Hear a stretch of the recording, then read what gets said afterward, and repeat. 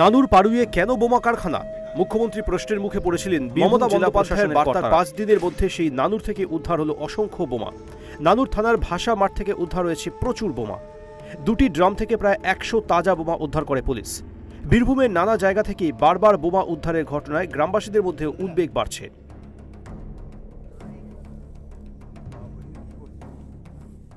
মাসের 10 সাল থেকে দেখছি তখন ওই ড্রামটা গাদা রয়েছে।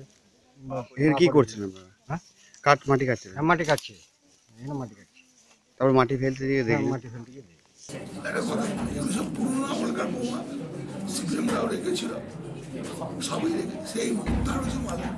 গত রবিবার মুখ্যমন্ত্রী বীরভূমে গিয়ে বেআইনি অস্ত্র উদ্ধারের নির্দেশ দিয়েছিলেন। এরপর থেকে প্রতিদিন পাড়ুই, কাকরতলা বা নানুর থেকে উদ্ধার হচ্ছে বোমা। প্রশাসন সূত্রে খবর, এই ধরনের অভিযান চলবে। বীরভূম থেকে সুব্রত বন্দ্যোপাধ্যায়ের রিপোর্ট, এএনএম নিউজ।